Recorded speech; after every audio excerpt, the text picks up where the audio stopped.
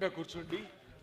ఒకటి శ్రీమతి సరస్వతి రామశర్మ గారు, కేఎల్ కామేశ్వరరావు గారు, శ్రీమతి మండపాక అరుణ్ కుమార్ గారు 3వ నంబర్, 4 అష్టకాల విద్యాచరణ్ గారు, 5 కాకర్ల హనుమంతరావు గారు. 5ఏనా? ముందు ఇక్కడ 6 రావాలండి, 6 సీట్లు ఉండాలి. ముందు 6 సీట్లు ఉండాలి. 6 చెవుడూరి నరసింహారావు గారు. ఎక్కడున్నారు? 6 చెవుడూరి నరసింహారావు. ఒక్క నిమిషం అండి, మీ నెంబర్ వచ్చింది, మీరు రండి. చెవుడూరి నరసింహారావు గారు 6 నంబర్. 7 శ్రీమతి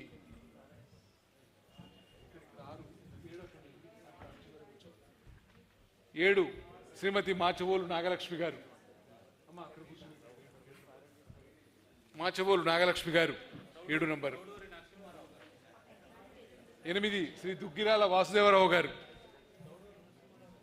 8 శ్రీ దుగ్గిరాల వాసుదేవరావు గారు.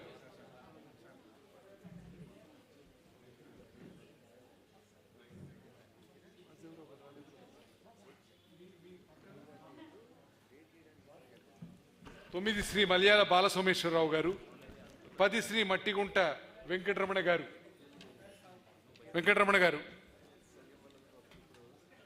అటు పక్కనండి, వాసుదేవరావు గారు అటు పక్కన అట్రాక్ట్ సార్.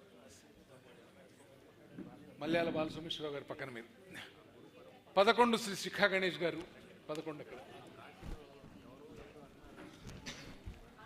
ఇంకొక కుర్చీ మెల్లగా 10 శ్రీ మట్టిగుంట వెంకటరమణ గారు. 11 శ్రీ శిఖా గణేష్ గారు. 12 శ్రీ పరిమి వెంకట సత్యమూర్తి గారు. ఎక్కడున్నారు? సత్యమూర్తి గారు.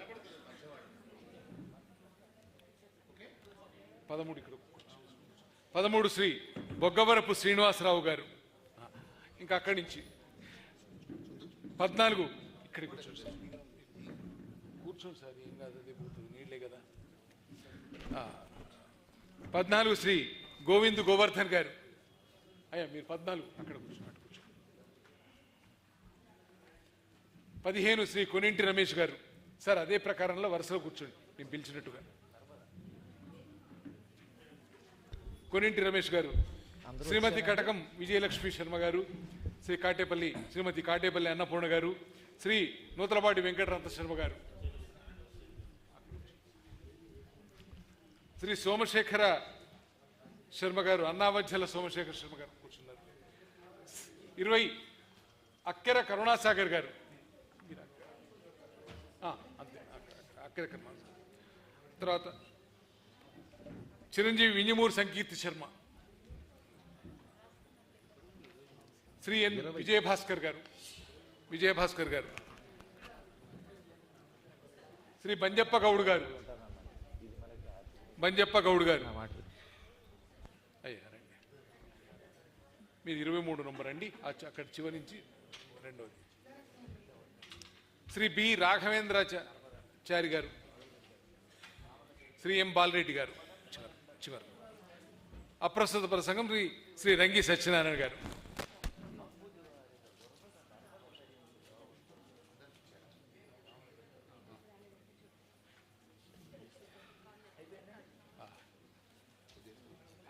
శతావధాని పంచారణ బ్రహ్మశ్రీ డాక్టర్ జిఎం రామశర్మ గారు వేదికపైకి అక్కడే కూర్చుంటారా? వారి సభకి రావడం ఆనందకరం. మీరు అంటే మొదలు పెడతాం. దత్తాత్రేయ శర్మ గారు వచ్చారా? ఒకసారి జై శ్రీరామనండి. జై శ్రీరామ్. ఒక విధంగా ఆహ్లాదంగాను పవిత్రంగా సాగుతున్నటువంటి ఈ శతావధానంలో ఇప్పుడు 3వ అంశం వర్ణనాంశంలోకి అడుగుపెట్టేశాం. ఈ వర్ణనలు అన్ని పద్యములు కూడా పూర్తిగా పూర్ణ చేస్తారు. ధారణ మాత్రం రేపు గ్యారంటీగా చేస్తారు, అందులో ఏం సందేహం లేదు. అక్కడ ఏమీ కాంప్రమైజ్ అయ్యే అవకాశమే లేదు. చాలా వేగంగా కూడా పద్యాలు చెబుతున్నాడు. సరసమైన పద్యాలు, మంచి మంచి పదాలు. ఆ వాగ్గుంఫనం కూడా మీరంతా విన్నారు, సంతోషపడుతున్నారు.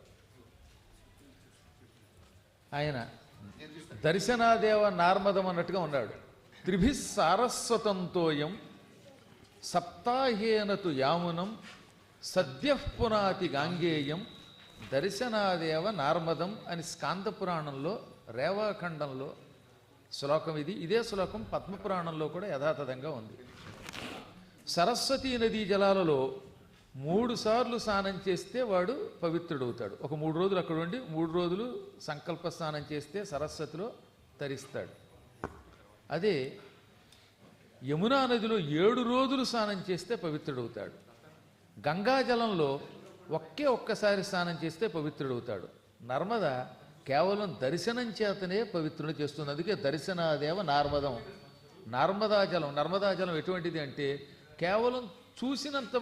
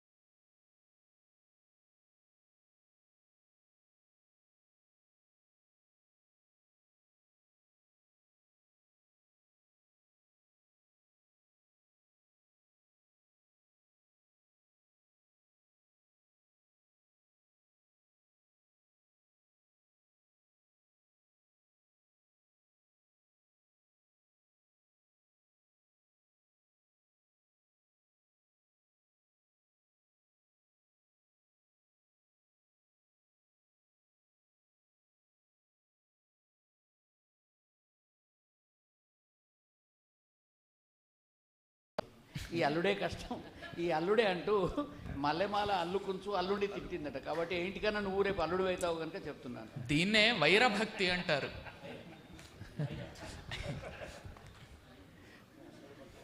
అల్లుడు కష్టం. అంటే ముందుగానే సూచిస్తున్నారులేండి, అంతే. స్వేచ్ఛమైనటువంటి స్తోత్రం ఏదైనా కాదు. ఇచ్ఛా కార్యములెల్ల పండుటకు దీవింపంగ శ్రీభారతి స్వచ్ఛానుగ్రహ. 4-5 సార్లు చెప్పండి. అదే రాసుకోవాలి.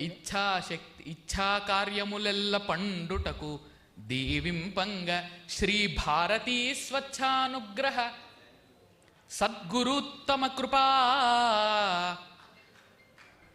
సంలబ్ధ సద్గురుత్తమ కృపా సంపూర్ణ నేత్రచ్చవుల్. అంతే దంచేశాడు. ఇచ్ఛా కార్యములెల్ల పండుటకు దీవింపంగ శ్రీ భారతీ స్వచ్ఛానుగ్రహ సద్గురుత్తమ కృపా సంపూర్ణ నేత్రచ్చవుల్. చెవి అంటే కాంతి, నేత్రచ్చవుల్ నేత్రము యొక్క కాంతులు. నేను అల్పప్రాణం అనుకున్నాను, నేత్రములు చెవులు అనుకున్నాను. నేత్రచ్చవుల్. కృపా సంపూర్ణ నేత్రచ్చవుల్. కృపా సంపూర్ణ నేత్రచ్చవుల్.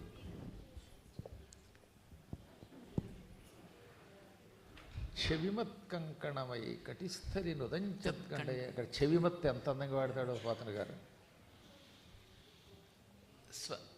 ఇచ్ఛా కార్యములెల్ల పండుటకు దీవింపంగ శ్రీ భారతీ స్వచ్ఛానుగ్రహ సద్గురుత్తమ కృపా సంపూర్ణ నేత్రచ్చవుల్.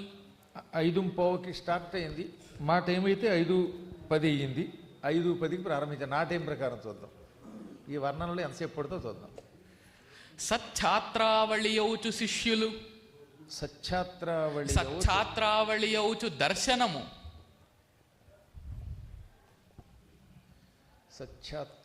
సచ్ఛాత్రావళియౌచు దర్శనము సంస్థా విద్వదగ్రేసరుల్. చేశారు. సచ్ఛాత్రావళియౌచు దర్శనము సంస్థా విద్వదగ్రేసరుల్.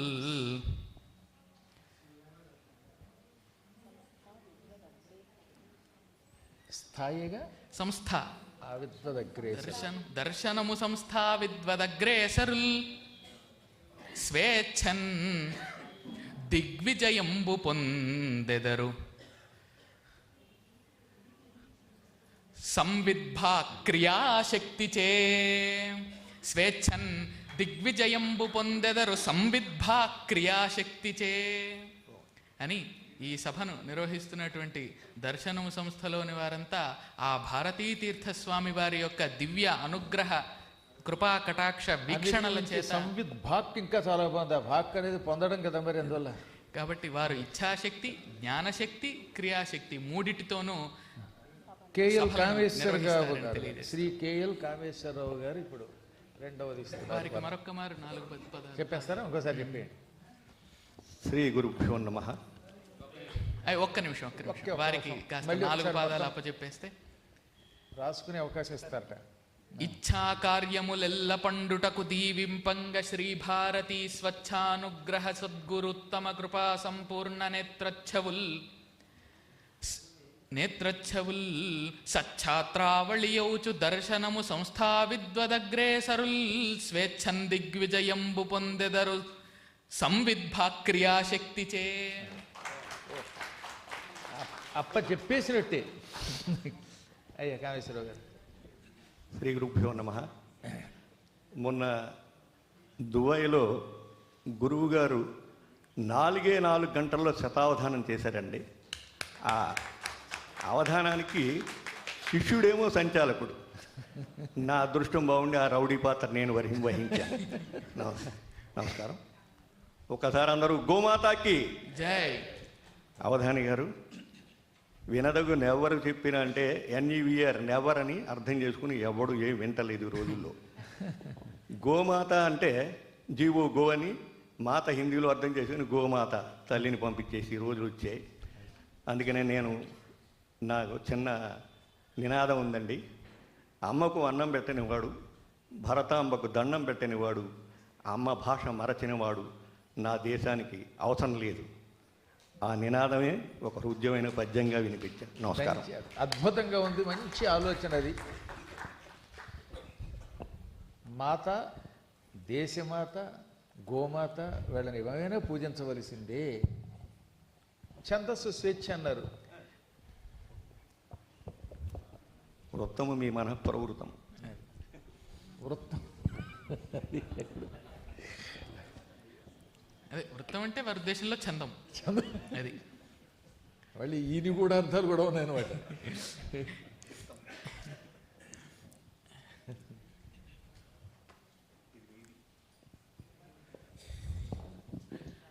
అమ్మకెప్పుడు పిడికెడన్నంబు పెట్టడే. అమ్మకెప్పుడు పిడికెడు అన్నంబు తృప్తి పెట్టడే. పిడికెడు అని మళ్ళీ ధృతాంతం అవుతుంది కాబట్టి అయితే నష్టం లేదు దానివల్ల. హ్మ్. పిడికెడు అన్నము పిడికెడు అన్నము అవుతుంది, పిడికెడు అన్నం ఏ నష్టం లేదు. పిడికెడు అన్నంబు పెట్టడనే అమ్మకెప్పుడు తప్పది పిడికెడ కాదుగా. అమ్మకెప్పుడు పిడికెడన్నంబు పెట్టడే.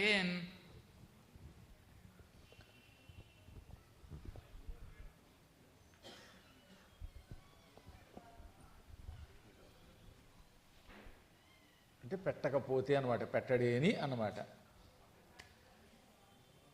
ఎలాగో పెట్టాడు వాడు, పెట్టనివాడు గోమాత గోమాత అనేవాడు పెట్టాడు. ఇంతకీ అమ్మకి కేవలం పిడికెడు అన్నమే పెట్టాలన్నమాట. ఆయన అంతకంటే ఇప్పుడే ఎక్కువ పెట్టకూడదు. ఆయన ఇప్పుడే ఇంగ్లీష్ గో అన్నారు.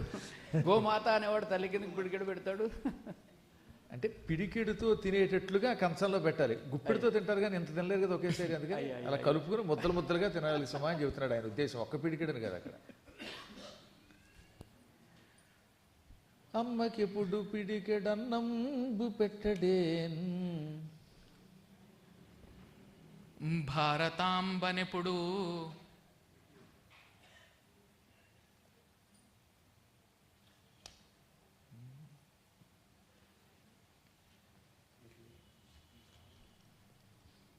అమ్మకెప్పుడు పిడికెడన్నంబు పెట్టడేన్.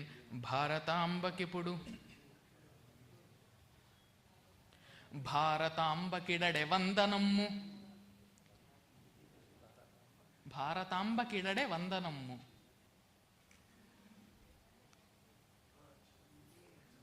మూడోది ఏమిటి? మూడోది ఏమిటి? గోమాత. అదే పర్లేదులేండి. అమ్మ భాష మరిచినవాడు. మాతృభాషని మర్చిపోకూడదు.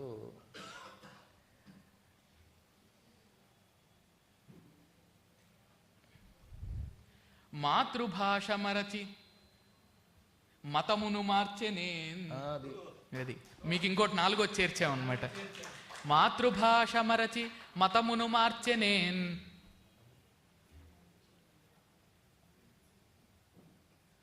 అటువంటి వాడు ఏమవుతాడు?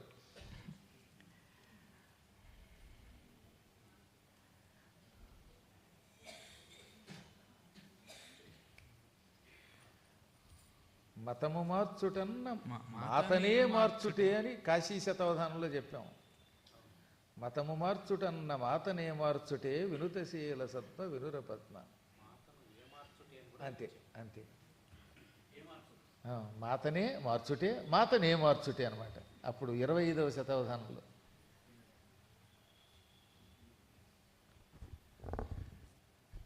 పదవి కొరకునైన పరమార్థమునకైన ప్రీతినైన ప్రాణభీతినైన మతము మార్చుటన్న మాతనే మార్చుటే వినుతశీల సద్మ వినురపద్మ.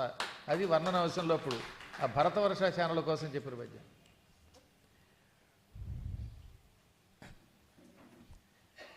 మీరు కూడా ముకుటం పెట్టుకోండి. భారతాంబకి విదడే వందనమ్ము. మాతృభాష మరచి మతమును వీడెనే మతమును మార్చెనేన్.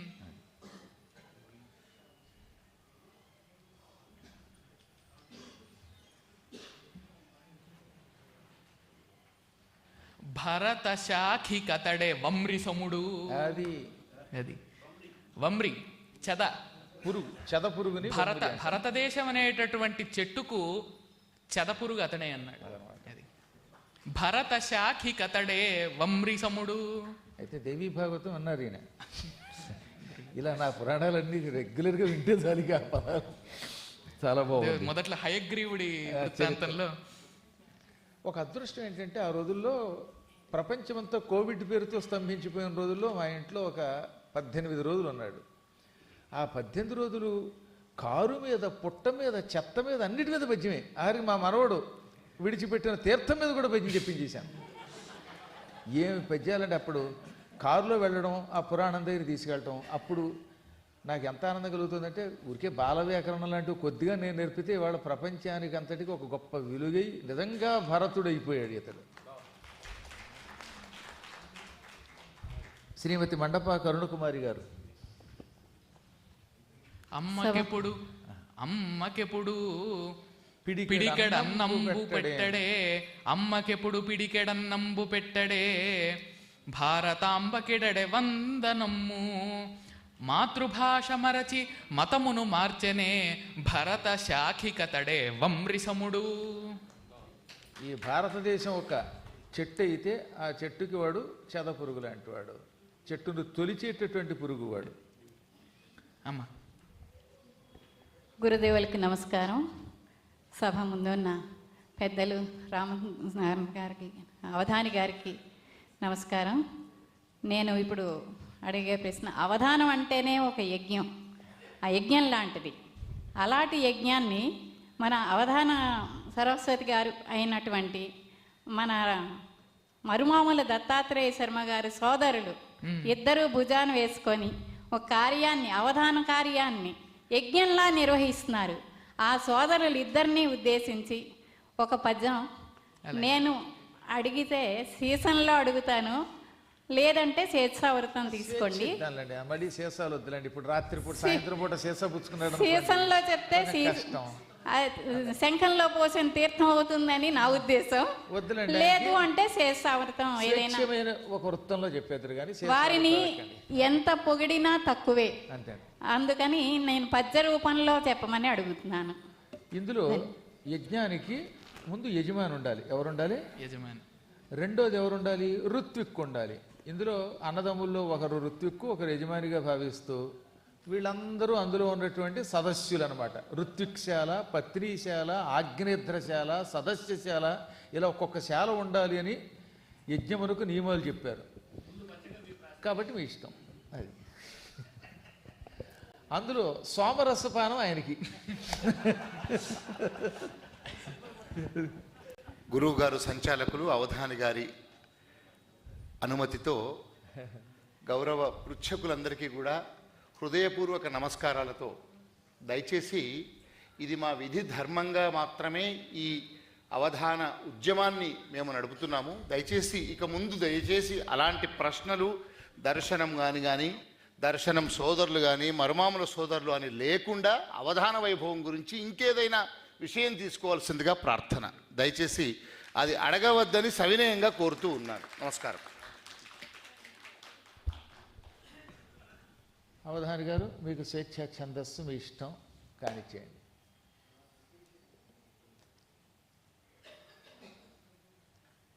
ఎంతో అభిమానంతో అడిగారు ఆవిడ. మీరు అడగడం తప్పులేదు, దర్శన శర్మ గారు వినయంగా అలా అనడము తప్పులేదు, ఈయన పద్యం చెప్పడము తప్పులేదు, అప్రస్తుతం వారు సోమరసపానం చెయ్యడము తప్పులేదు, ఎదురుగుండా కూర్చున్నటువంటి వింటున్నటువంటి వాడు చప్పట్లు కొట్టకపోవడం కూడా తప్పులేదు.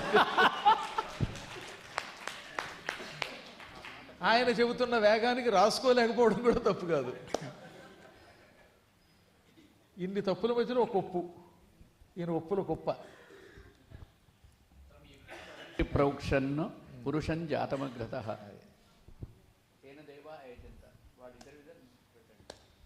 దత్తాత్రేయుడు సోమయాజి. అంతే, దంచేశారండి. కవి విద్వద్బ్రహ్మయై. కవిత్వాన్ని దంచారు, ఆయన కాదు.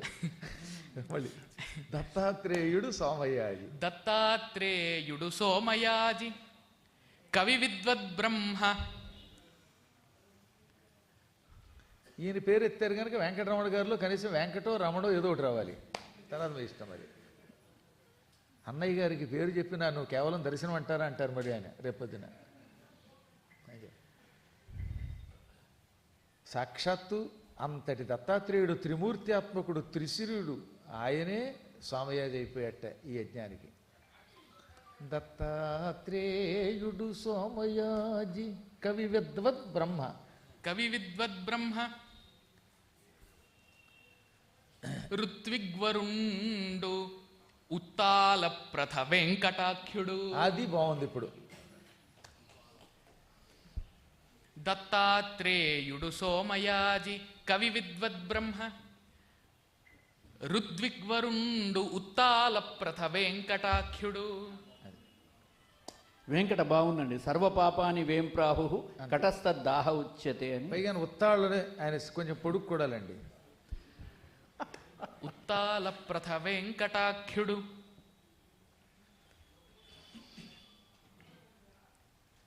ఉత్తాల ప్రథ వెంకటాఖ్యుడు. ప్రథ అంటే కీర్తి అన్నమాట. వారి కీర్తి ఎంతో పొడవైనది. ఉత్తాల ప్రథ వెంకటాఖ్యుడు. ఆయన వెంకటేశుడే, ఇంక మళ్ళీ వెంకటాఖ్యుడు కూడా కదా. ఇంకా ఉత్తాల ప్రథ వెంకటేశుడు.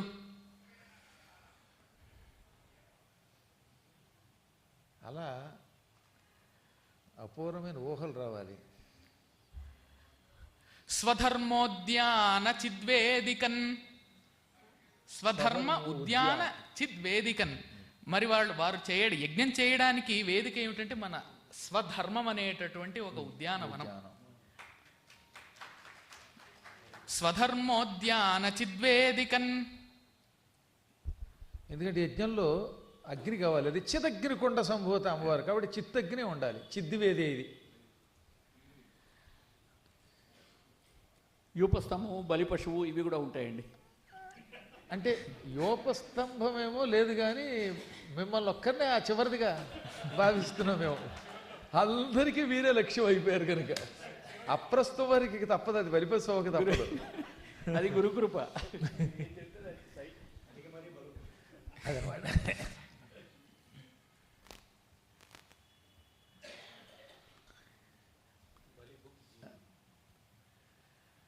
దత్తాత్రేయుడు సోమయాజి కవి విద్వద్ బ్రహ్మ ఋత్విగ్వరుండు ఉత్తాల ప్రథ వెంకటేశుడు. స్వధర్మోద్యాన చిద్వేదికన్. స్వధర్మోద్యాన చిద్వేదికన్. పేర్లు ఇద్దరివి వచ్చాయి. స్వధర్మోద్యాన చిద్వేదికాయత్త శ్రీమయ. చిద్వేదికాయత్త శ్రీ మహితావధాన సవన. అది చిద్వేదికాయత్త శ్రీమయ శ్రీ మహితావధాన సవన ప్రారంభ సంరంభతన్. ప్రారంభం అంటే ప్లస్ ఆరంభం కాబట్టి అక్కడ ఆ యాకి ఎత్తి అంత అందంగా వేశాడు.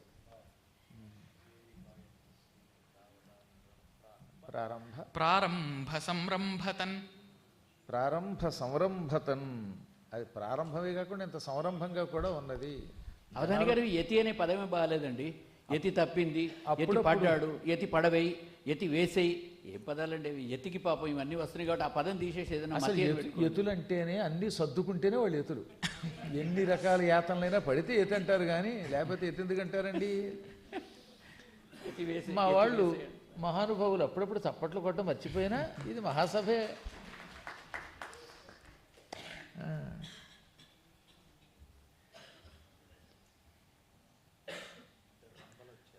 ప్రారంభ సంరంభతన్ వధాన సవన ప్రారంభ సంరంభతన్. ఇది సంరంభమే. హృత్తాదాత్మ్య హృత్తాదాత్మ్య కవిత్వ హవ్యముల. దంచేశారండి. హృత్తాదాత్మ్య కవిత్వ హవ్యముల. కవిత్వమే అందులో వేసేటటువంటి వ్రేల్చే హవ్యం. కవిత్వ హవ్యములతో చెరుహు అని పిలువబడేటటువంటి ఆహారముతో కూడిన నేతిని మాత్రమే హవ్యం అంటారు. అందువల్ల అటువంటి హవ్యంగా మార్చాడు ఆయన కవిత్వాన్ని. హృత్తాదాత్మ్య కవిత్వ హవ్యములతో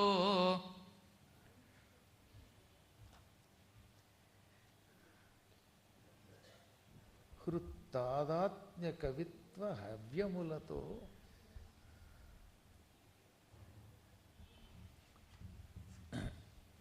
ఈ వేదిక ఎంత బాగా శోభితం. హృతాదాత్మ్య కవిత్వ హవ్యముల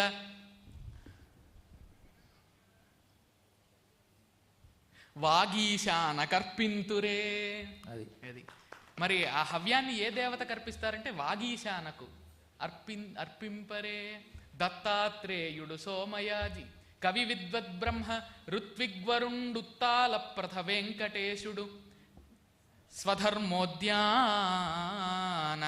చిద్వేదికాయత్త శ్రీమహితావధాన హవముల్ సవనం అన్నా ఆయత్త శ్రీమహితావధాన సవన ప్రారంభ సంరంభతన్ హృత్తాదాత్మ్య కవిత్వ హవ్యముల వాగీశాన కర్పింపరే. ఇక ఇప్పుడు 4 వారు అష్టకాల వారు విద్యాచరణ గారు. నమస్తే భాయ్. గురువుగారికి నమస్కారం, అవధాని గారికి నమస్కారం. మనకి కృతయుగం సత్యయుగం కాబట్టి బాధ లేదు. త్రేతాయుగంలో కొంత వెసులుబాటు ఇచ్చారు, ఎప్పుడెప్పుడు అబద్ధం ఆడవచ్చు అని. కొన్నిసార్లు వారిజాక్షులందు వైవాహికులందు కొన్ని సందర్భాల్లో అబద్ధం ఆడవచ్చు అని చెప్పినారు. అట్లానే ద్వాపరయుగంలో కూడా కొన్ని సందర్భాల్లో కర్ణ పర్వంలో కానీ శాంతి పర్వంలో కానీ 2-3 చోట్ల ఎటువంటి పరిస్థితుల్లో అబద్ధం ఆడవచ్చు అని చెప్పినారు. కానీ కలియుగంకి వచ్చేసరికి అబద్ధమే రాజ్యం వెళ్తున్నది. కాబట్టి ఇప్పుడు సత్యం ఎప్పుడు మాట్లాడాలన్న భయం ఎక్కువైంది.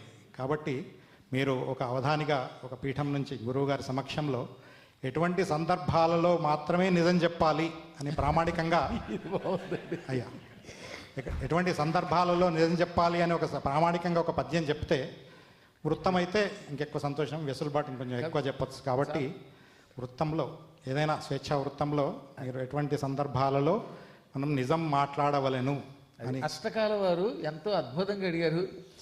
ఎందుకంటే పూర్వం అసత్య సూక్ష్మం చెప్పారు, ఇప్పుడు సత్య సూక్ష్మం కావాలట. వైవాహికములందు ధన్యవాదములు.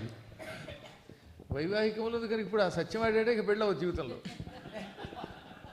అందుకనే జాగ్రత్తగా చెప్పాడు. ఎందుకంటే నబ్రుయాత్ సత్యమప్రియం అని కూడా అన్ని మమ్మల్ని అప్పుడప్పుడు కట్టేస్తున్నారు. కాబట్టి పొద్దున మా వారు అదే చెప్పారు. పోలీసులు వచ్చారట, అప్రస్తుతం వారు అరెస్ట్ చేశారట. ఏమంటే ఎందుకు అరెస్ట్ చేశారని అడిగితే 1000 అబద్ధాలు ఆడేనే పెళ్లి చేసుకోమన్నారు కదా, నేను ఒక అబద్ధం ఆడాను, ఇది 2వ పెళ్ళి అని చెప్పకుండా మొదటిసారి పెళ్ళిని అబద్ధం ఆడాను అన్నట్టు పట్టుకుపోయారట. 2వ పెళ్ళి అని చెప్పలేదట.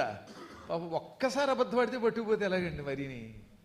ఇంత చేశాను, ఒక్కసారి కదా పెళ్లి చేసుకున్నది, ఇది 2వసారి కదా, అయినా పట్టుకుపోయారట. ఇవి వినద్దు. అలాంటి సందర్భాల్లో సత్యమే చెప్పాలి. అది ఇది 2వ పెళ్ళండి, మీ అమ్మాయిని చేసుకుంటున్నాను అని అంటే అయితే ఆ పద్యానికే ఒక అనుకరణగా చెబుతాం. తల్లిదండ్రులందు దైవ సన్నిధియందు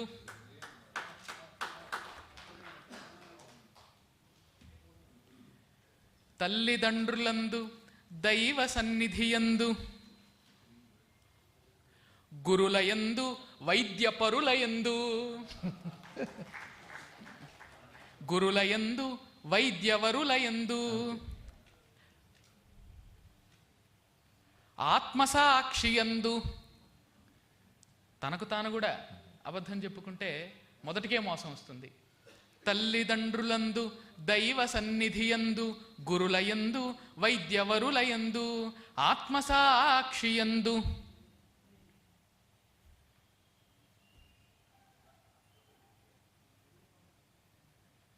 ఆత్మసాక్షియందు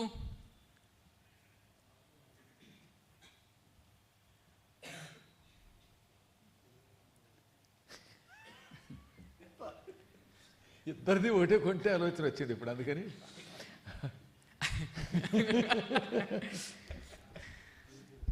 ఆలి దగ్గర కూడా అసత్యం ఆడకూడదు మరి. అందుకని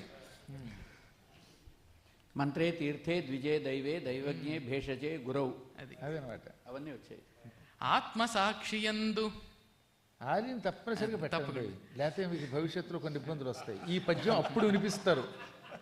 దత్తాత్రేయ శర్మ గారు రేపు పొద్దున ఏం చేస్తారంటే దర్శనం పత్రికలు వేయిస్తారు. ఆత్మసాక్షియందు ఊరికే ఆలంటే సరిపోదు, అర్ధాంగి ఎందున అది చేశాడు, బాగా ముదిరాడు.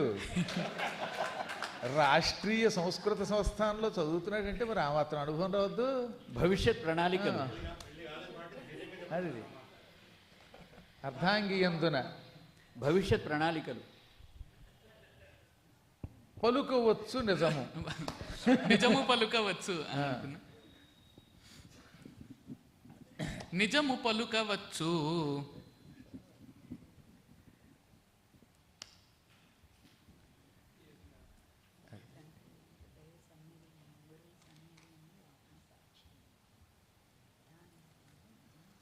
ఇలాగే అందామండి. పలుకవచ్చు నిజము పాడియగును. అది అదే ధర్మం. ఎప్పుడు కూడా ప్రాసంగ విషయాల్లో ఆరిదేరిపోయాం మేము. మరి అందువల్ల కాకర్ల హనుమంతరావు అర్ధాంగిని కలపాలని ఆశపడ్డాను కానీ కలిపేశారు, తప్పదు ఇంకా. అంతే. శ్రీయుతులు కాకర్ల హనుమంతరావు గారు తల్లిదండ్రులందు దైవ సన్నిధియందు గురులయందు వైద్యవరులయందు ఆత్మసాక్షియందు అర్ధాంగియందున పలుకవచ్చు నిజము పాడియగును. ముఖ్యంగా డాక్టర్ గారి దగ్గర అబద్ధం ఆడకూడదు. నాకేమీ లేదంటే నీకు లేనప్పుడు ఎందుకు వచ్చావు అంటాడు ఆయన. కాబట్టి ఏం నొప్పి ఎక్కడ ఏడిసిందో చెప్పాలి. ఏమండి, ఉన్న రోగం మైదారు రోగం చెప్పకపోతే ఎలాగా? సభా సరస్వతికి నమస్కారం. నా మిత్రుడొకడు హాయిగా ఆనందంగా సుఖంగా బతికేవాడు ఈ మధ్య తల వంచుకు తిరుగుతున్నాడండి. ఏమిరా అబ్బాయి అంటే విగ్గుల వ్యాపారం పడిపోయింది. విగ్గుల వ్యాపారం. విగ్గుల ఏమిటి కారణం అంటే ఆముదాల మురళి గారి పేరు చెప్పాడు. ఏమి అంటే ఆయన బట్టతలగలవాడిపో భాగ్యశాలి అని ఒక పద్యం చెప్పారట. దాంతో ప్రజలంతా ఆయన మాటని సత్యమని నమ్మి ఇక విగ్గులు కొనటం మానేశారు.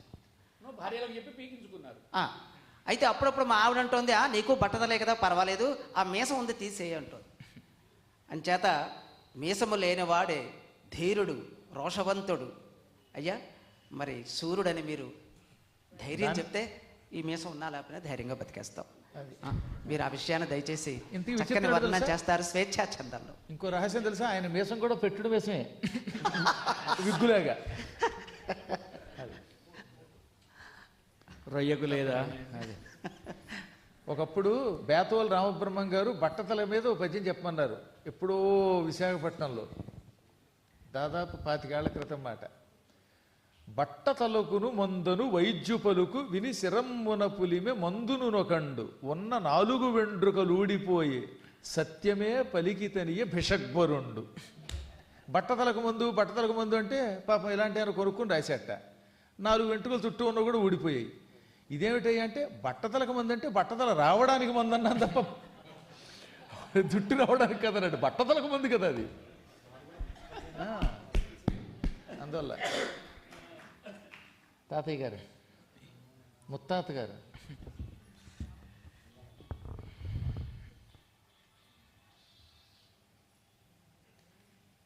వ్యాసం వశిష్ఠ నప్తారం అన్నారు. మీ సములైన వారలకు మీ సములైన వారలకు మీ సములైన వారలకు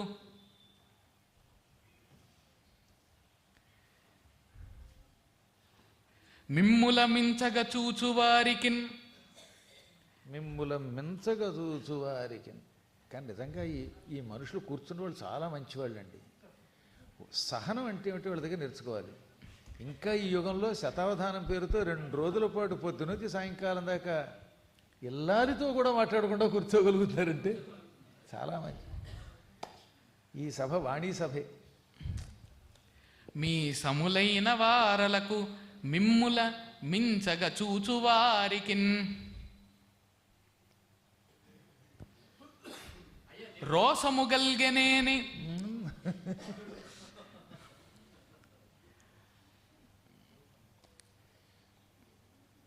ఆచార్య గారు మిమ్మల్ని చూసే చెప్పాడండి ఈయన విగ్గుల వ్యాపారం గురించి. మాటలు అన్యాయం కదా ఈయన. రావుదల మీద ఎవరో 10 నష్టతో మనం రోసము గల్గినన్ బుధవరుల్ కలిగినన్ అందం. రోసము కలిగినన్ బుధవరులు కవివరులు కదా వాళ్ళు చెప్పారు. బుధవరులు ఉన్నారు, తప్పేముంది. ఆరగాగమం లేదు పర్వాలేదని చెప్పిన వాళ్ళలో వాళ్ళు కవివరులు ఆరా అనక్కర్లేదని రోసము గల్గినన్ బుధవరుల్ నునుమీసము లేనివారు. ఎవరైనా కొంతమంది బుధవర్యులు ఉంటారు, పండితులు, కాస్త నునుమీసము కూడా లేనివారు ఉంటారు. వారి ప్రశ్న అదే కదా, మరి మీసము లేనివారు మేము శూరులం ధీరులం అని చెప్పమన్నారు కదా. కాబట్టి అటువంటి వాళ్ళు మీసములైన వారలకు, మీతో సమానం మేము అని ఎవరన్నా చెప్పారనుకోండి, మీసములైన వారలకు మిమ్ముల మించగ చూచు వారికిన్ రోసము గల్గినన్ బుధవరుల్ నునుమీసము లేనివారు.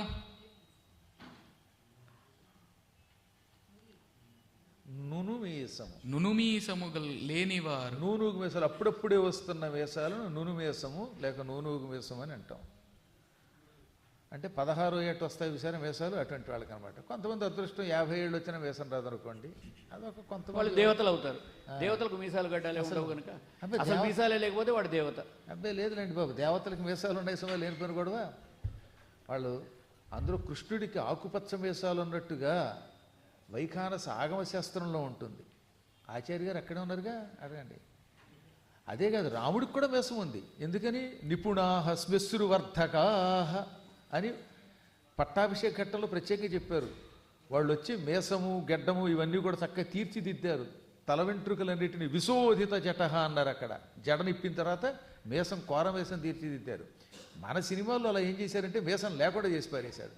శివుడి మీసములు రాగి రంగులో ఉన్నట్టుగా పురాణాలు, పద్మపురాణంలో ఎంత అద్భుతంగా వర్ణించాడు. ఎర్రగా తామ్రశ్రువు అన్నారు. అందువల్ల దేవతలందరికీ మీసాలు ఉన్నాయి సుమండి. ఇటొచ్చి తెలుగు వాళ్ళు మాత్రమే మీసాలు తీసేస్తూ ఉంటారు సినిమాల్లో. మీసములెందరున్ మీసములైన వారలును మిమ్ముల మించగ చూచు, మీసములైన వారలును మిమ్ముల మించగ చూచు వారలున్ రోసము గల్గినన్ బుధవరుల్ నునుమీసము లేనివారు. వాచా సరస ప్రవీణతను. చాలా బాగుంది.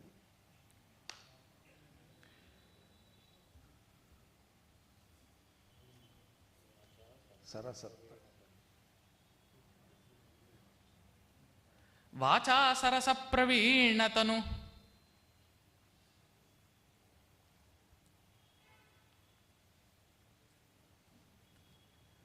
ఇలా అందామండి. మీ ఇష్టం. వాచా సమరాన, వాచా సమరాన వాగ్యుద్ధం అన్నమాట. అది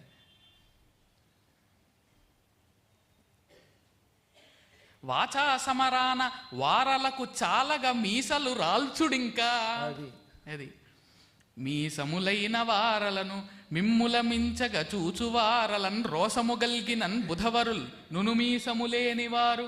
వాచా సమరాన వారలకు చాలగా రాల్చుడు మీసలెప్పుడున్ వాసికి మీసమా కొలత, వాసికి మీసమా కొలత.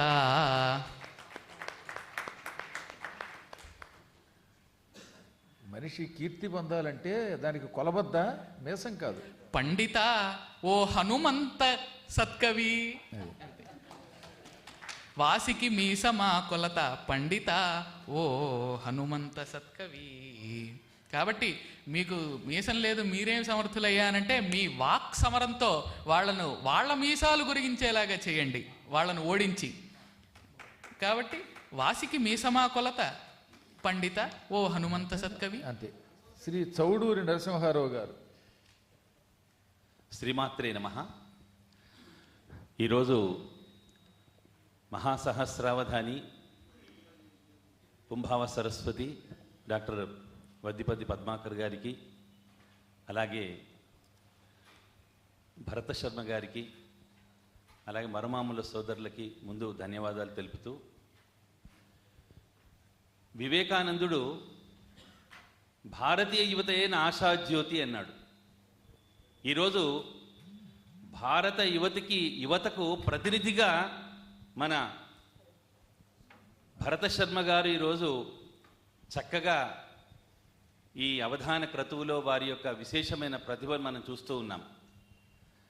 వివేకానందుడు 100 మంది నిష్ఠాగరిష్ఠులైనటువంటి వాళ్ళు ఇనప కండరాలు ఉక్కు నరములు కలిగిన యువకులు నా చేతికిస్తే ప్రపంచ పటాన్ని మార్చేస్తానన్నాడు. అటువంటిది ఈరోజు రాష్ట్రీయ స్వయం సేవక సంఘ రూపంలో శత దినోత్సవాలు జరుపుకుంటుంది, శత వసంతాలు. రాష్ట్రీయ స్వయం సేవక సంఘ్ వల్ల సనాతన ధర్మం ఎలా పరిఢవిల్లుతుందో మన అవధాని గారు స్వేచ్ఛ ఛందస్సులో వర్ణించవలసిందిగా వినయంగా కోరుతున్నాను. ఇవాళ చాలా అవసరం అండి రాష్ట్రీయ స్వయం సేవక సంఘ ఆర్ఎస్ఎస్ అనేది లేకపోతే ఈ పార్టీకి మనం ఎప్పుడూ సర్వనాశనం అయిపోదు.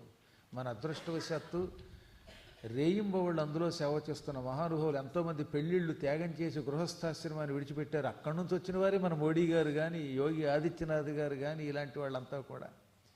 వాళ్ళ రుణం మనం తీర్చుకోలేం. భారతీయులం హిందువులుగా పుట్టి ఆర్ఎస్ఎస్ని పొగడకపోతే వాడు బ్రతికినా చచ్చిన వాడితో సమానం నేనైతే అంటాను. మంచి పద్యం చెప్పండి బాబు.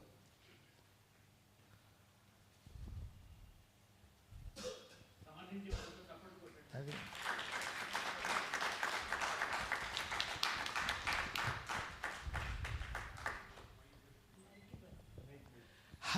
హైందవాంబరమునకు తానైందవమ్ము. అంతే. హైందవ అంబరమునకు తాను ఐందవము అంటే చంద్రుడి యొక్క ఆహ్లాదకరమైన శక్తి అన్నమాట. ఇందోహ భావ ఐందవం. అందుకే దాన్ని ఏమనాలంటే ఒకసారి చెప్పాలంటే చంద్రుడి యొక్క ఆహ్లాదకర శక్తి అన్నారు. అందుకే దాన్ని హైందవాంబరమునకు తానైందవమ్ము. హిందూ అనేటటువంటి ఒక శబ్దం హైందవమైంది. ఆ మతం ఒక అంబరం అయితే దానికి ఆయన చంద్రకళ వంటి వాడు, చంద్రస్వరూపుడు. చంద్రుడు ఉంటేనే ఆకాశానికి శోభ, ఆర్ఎస్ఎస్ ఉంటేనే హైందవ మతానికి శోభ.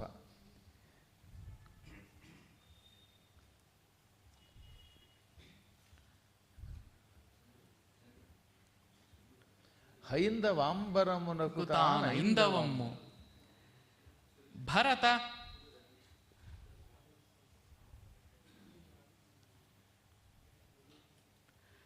భరత వృక్షంబునకు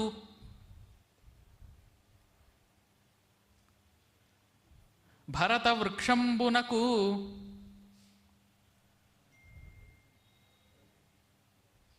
భరత వృక్షంబునకును కల్పకసుమంబు. భరత వృక్షంబునకును కల్పకసుమంబు.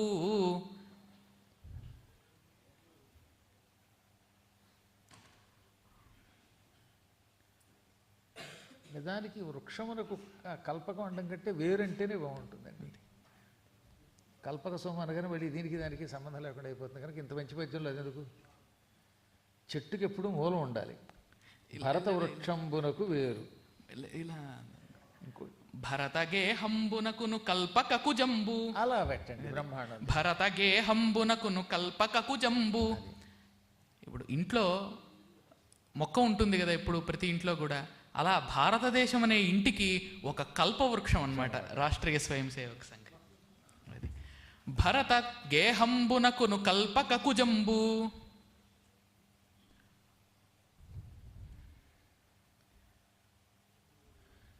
చిన్న సవరణ ఈ పద్యంలో, ఈ ఒక్క సవరణ అంగీకరించు. భారతోద్యాన కల్పక పాదపము. భారతదేశమే ఒక ఉద్యానం అయితే ఉద్యానంలో కల్పవృక్షం ఉంటే బాగుంటుంది ఇంట్లో కంటే. భారతోద్యాన కల్పక పాదపంబు. అది భారతోద్యాన కల్పక పాదపం. హైందవాంబరమునకు తానైందవంబు. భారతోద్యాన కల్పక పాదపంబు. అదన్నమాట.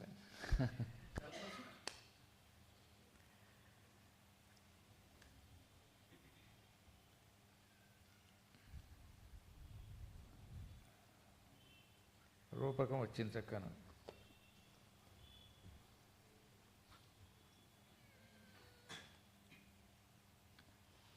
సంస్కృతి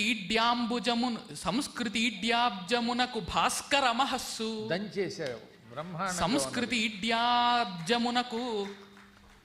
సంస్కృతి అనేటటువంటి ప్రసిద్ధికెక్కిన ఒక తామర పువ్వునకు సూర్యకాంతి. రాష్ట్రీయ స్వయం సేవక ప్రాజ్ఞ సంస్థ. రాష్ట్రీయ స్వయం సేవక ప్రాజ్ఞ సంస్థ. అయిపోయింది పద్యం. ఏమండి? హైందవాంబరమునకు తానైందవమ్ము భారతోద్యాన కల్పక పాదపంబు సంస్కృతిడ్యాబ్జమునకు భాస్కర మహస్సు రాష్ట్రీయ స్వయం సేవక ప్రాజ్ఞ సంస్థ. శ్రీమతి మాచివోలు నాగలక్ష్మి గారు 7వ స్థానంలోకి వచ్చారు. పద్ది వారి పాద పద్మములకు నమస్సులు. శతావధాని భరత్ శర్మకు శుభాశీస్సులు. సభకు నమస్కారం అండి. శ్రీకృష్ణదేవరాయల నాటి భువన విజయ సభను వర్ణించండి. స్వేచ్ఛా ఛందస్సు. అమ్మయ్య, నాగలక్ష్మి గారు మళ్ళీ మన భువన విజయంలోకి పట్టుకెళ్ళిపోయారు. భువన విజయం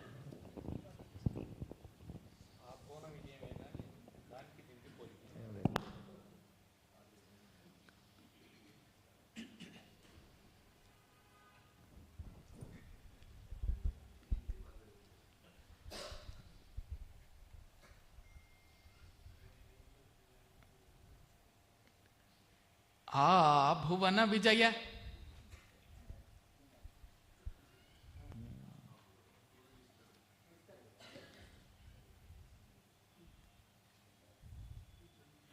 ఏదో పేర్లలో ఉన్నాయండి, భువన విజయ.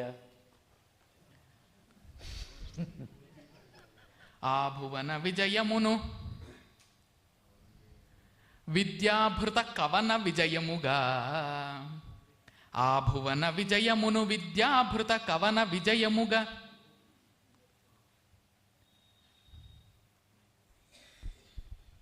కొన్ని పేర్లు విడ్డూరంగా ఉంటాయి. అవధాని గారు, మీరు ఒప్పుకుంటారా? సీతయ్య, చంద్రమ్మ ఒప్పుకుంటారా? కరెక్టే అంటారా? అందుకే ప్రౌఢ వ్యాకరణ రాశాడుగా ఆర్యాంబాది అని. కానీ వచ్చింది ఎప్పుడు దాన్నన్నా ఏదో వాడు వ్యాకరణం రాశాడు. కానీ సీతమ్మ తల్లి, రామయ్య తండ్రి. రామయ్య తండ్రి ఏది రామాయణం ఉపన్యాసాల్లోనే చెప్పేస్తూ ఉంటే, సరే మహానుభావులు ఆరుద్ర లాంటి వాడు కూడా సరదా కోసం రామయ్య తండ్రి, ఓ రామయ్య తండ్రి, మా నోములన్నీ పండినాయి రామయ్య తండ్రి, మా సామి వంటి నువ్వేనే రామయ్య తండ్రి అని రాశాడు కనుక ఏదో ఏం చేస్తాం మరి, అన్నీ స్వీకరించండి. దశరథుని కీర్తించినట్లుగా ఉంది. అవునండి. ఆ భువన అందరూ రాముడు గొప్ప అంటారు, కానీ రాముని కన్నా దశరథుడు అందరికంటే గొప్ప. అందుకని ఆయన పాపం రామయ్య తండ్రి అని దశరథుడిని మెచ్చుకుంటూ రాశాడు కదండి. నాకైతే అలా భావన వస్తుంది. నాకు కొన్ని సందేహాలు వస్తాయి. నాకు సందేహాలు వస్తాయి అవధాని గారు.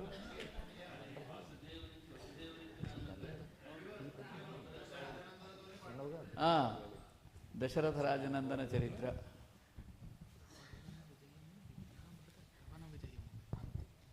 ఆ భువన విజయమును విద్యాభృత కవన విజయముగా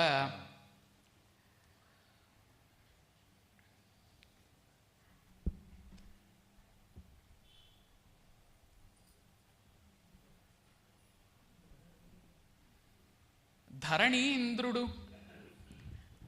ఆ భువన విజయమును విద్యాభృత కవన విజయముగా ధరణీంద్రుడు కృష్ణాభశ్రీకృతి, ఆయనే కృష్ణుడు ఏదైనా చెప్పాలంటే అదేదో కృష్ణాభాండమే అందం. దానికి ఉదాహరణ మనమే కాదు, తెనాలి రామకృష్ణుడు చెప్పిన ఒక అద్భుతమైన పద్యం ఉందన్నమాట. కలనను తావక ఖడ్గ ఖండిత రిపుక్ష్మాభర్త మార్తాండ మండల భేదం వనరించి ఏగునెడా తన్మధ్యంబునన్ హారకుండల కేయూర కిరీట భూషితుని శ్రీనారాయణుంగాంచి లో కలగంబారుచునేగెని వయను శంకన్ కృష్ణరాయాధిపా. ఎంత అందంగా అయిపోయింది. కృష్ణాభశ్రీకృతి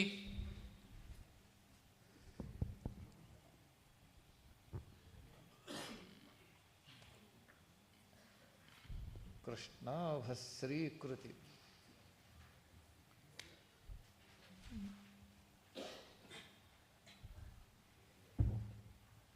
కృష్ణాభశ్రీకృతి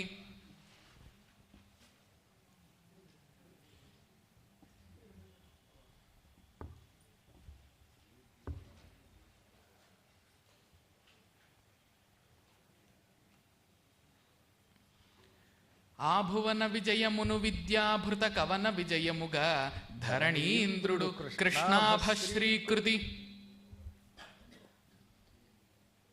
నిజంగా భువన విజయం వాళ్ళు అన్ని భాషల్లో రాసి పారేశారండి బాబు. అందులో ముక్కు తిమ్మన గారు కొంచెం అక్కడి నుంచి వచ్చినాడు కదా, అరణం కవి కదా, ఆయన ఒరియా భాషలో రాసి పారేశాడు ఓ పద్యం.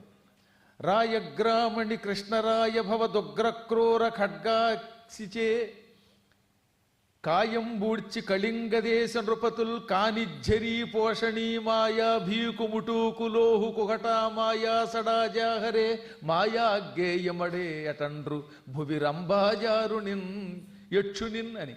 మిగతా ఒరియా భాష. కళింగ దేశం నృపతులు ఏమంటారట, కానిఝరీ పోషణి మాయాభీకు ముటూకు లోహు కుహట మాయా సడాజాహరే మాయాజ్ఞేయమడే అటండ్రు భువి రంభాజారునిన్ యక్షునిన్. పైన నలకోబరుని చూశారు, ఆయన రంభాజారుట్ట. ఆయన చూచి ఓరి పిచ్చాడా, నువ్వేదో అందంగా ఉన్నాను అనుకుంటున్నావు, రంభతో తిరుగుతున్నావు, కానీ భూలోకంలో ఇప్పుడు ఒక ఆయన చేతిలో సత్యం, ఆయన చూస్తే ఎంత అందంగా ఉన్నాడో తెలుసా, మన్మధుడికి బాబులో ఉన్నాడురా, ఆ మాయ ముందు నీ మాయ ఎంత, నీ శరీరం ఎంత అని దెప్పుతూ పోతున్నారట. ఇదంతా ఒరియా భాషలో రాశాడు.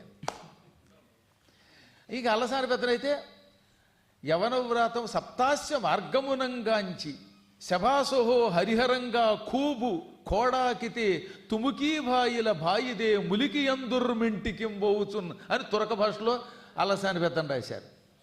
ఎన్ని రకాల భాషల్లో అనేకములైనటువంటి చాటువులు అందించిన ఆ భువన విజయ సభ అంతా ఇక్కడ ఒక క్షణకాల్లో ఒక పద్యంలో కందంలో చెబుతున్నారు ఆయన ఈ చిన్న బొందతో. ఆ భువన విజయమును విద్యాభృత కవన విజయము గధరణీంద్రుడు కృష్ణాభశ్రీకృతి కవితల శోభను అంతే అరితలల ప్రభను కవితల శోభను అరితలల ప్రభను చేశారు. బాగుందండి. అరితలల ప్రభను చొరెనొక్క ఎడన్. అది శత్రువుల యొక్క శిరస్సులన్నీ ఖండించి అలా వేళ్లాడగట్టడం ఆ రోజుల్లో చాలా గొప్ప ఒక లక్షణం, వీరుల యొక్క లక్షణం. ఇంకా దారుణం ఏంటంటే శత్రువుల మీద కోపం వస్తే తలలు నరికి ఇంట్లో పెట్టి పుర్రెలు అందులో తాంబూలం వేసి ఉమ్మేవారట. కాబట్టి ఆ భువన విజయం అంటే అది కవన విజయం అవుతుంది, ఆయన భువనాన్ని జయించినటువంటి విజయం అన్నమాట. కాబట్టి అటు కవితలను ఇటు అరితలను, కవితలను అరితలను ఒకేసారి జయించినటువంటి మహానుభావుడు శ్రీకృష్ణ దేవరాయలు. మనం ఆయనే కనుక ఇంకొక 20 ఏళ్ళు ఉండుంటే ఈ బహమనీ సుల్తాన్లంతా పోయేవారు, మనంతా సుఖంగా ఉండేవాళ్ళం. ఏం చేస్తాం, మన కర్మయోగం ఎప్పటికైనా మించిపోయింది లేదు. రంగి సత్యనారాయణ గారిని కనుక కత్తిచ్చి పంపేస్తే మళ్ళీ కొద్ది రోజుల్లో పాత బస్తీకి తగిన శాస్తి చేస్తారని భావిస్తున్నాం. ఆభువన విజయమును విద్యాభృత కవన విజయముగా దుగ్గిరాల వారు సిద్ధంగా ఉన్నారా? ధరణీంద్రుడు కృష్ణాభశ్రీకృతి కవితల శోభను అరితలల ప్రభను చొరెనొక్క ఎడన్. శ్రీ దుగ్గిరాల వాసుదేవరావు గారు. గురుగారికి నమస్కారం. ఓం నమో భగవతే వాసుదేవాయ.